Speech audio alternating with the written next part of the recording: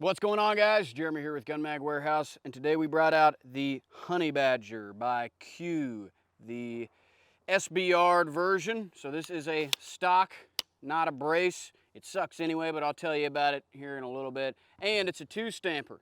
Okay, so we got a suppressor right there on the end. We shot it a little bit. We wanted to try out a couple different mags. You know, it's out of my price range, quite frankly. So of course, I get the opportunity to shoot something like this for the first time. I'm gonna take that opportunity and carpe the diem, so to speak. But the question is if I could afford it, would this make the list? Would it make the cut? And I got an answer for you here in just a second.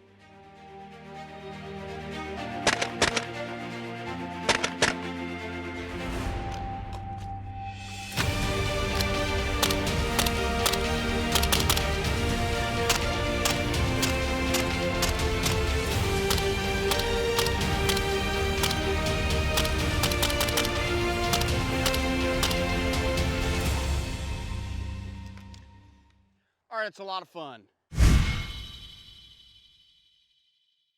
Okay, so suppressor up here, titanium baffles on the inside.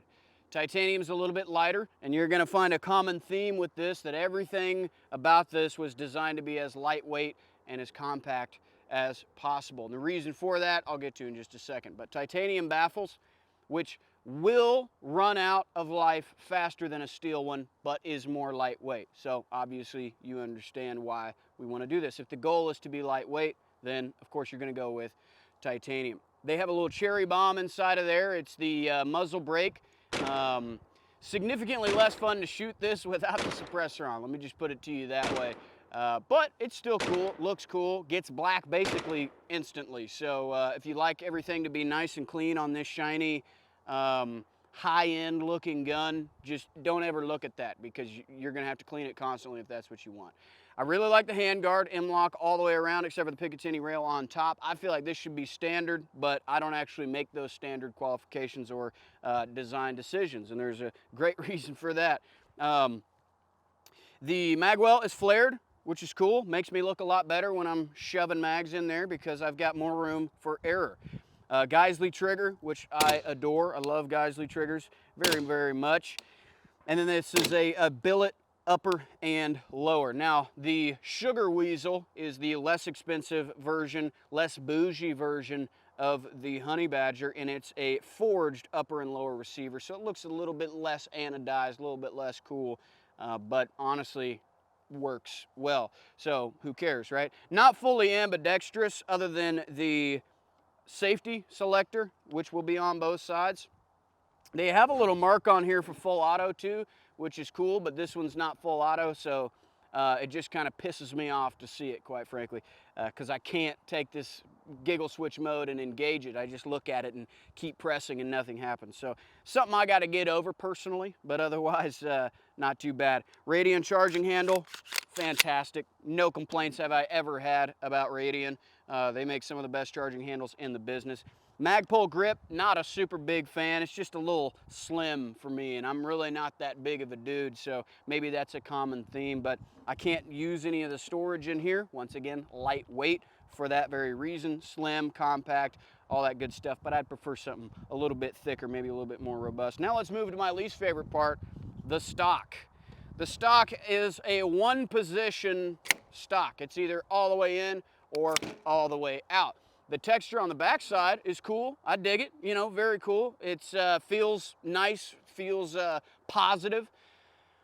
But try and rest your face here or against this unfinished feeling of the polymer stock, and you're gonna have a bad time.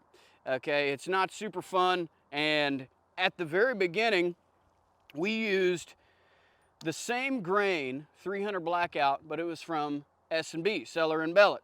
Probably not the correct way of pronouncing it, but I'm as American as it gets, so it's gonna be Seller and Bellet, at least for today's video. It was a dream. I was thinking, whoa, like I was expecting way, way worse. And this was super pleasurable, super fun to shoot.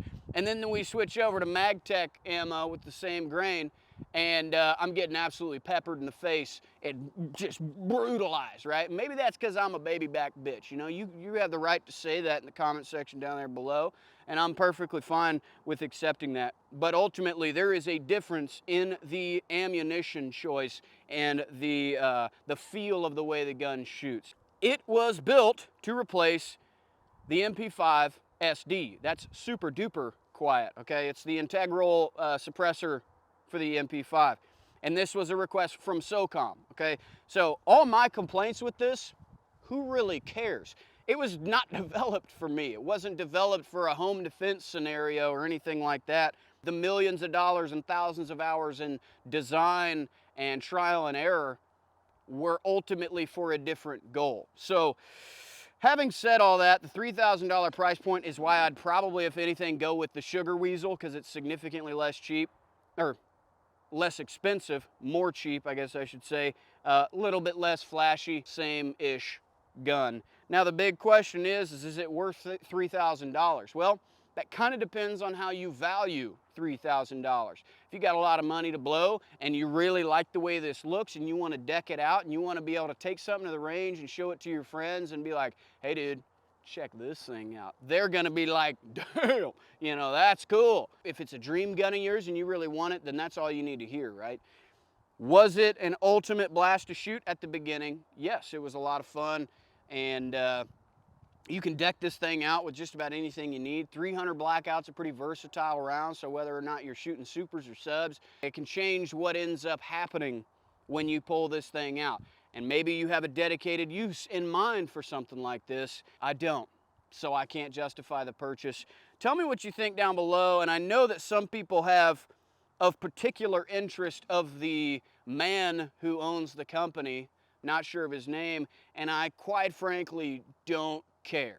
I like talking about guns a lot more than I like talking about people, so you can have your own opinions about it, and I respect your opinion to not shop or not buy from people that you don't like or that you feel don't deserve your money. That's more than your right to do in this country, but ultimately I just have a really cool job where I get to take fun, expensive guns out to the range and tell you the basics of what some schmuck who's never been in law enforcement or the military thinks about it.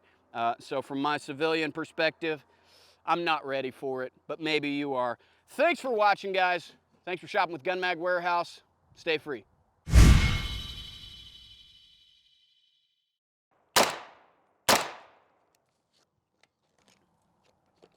Feels awkward. It's kind of like throwing a baseball with the wrong hand.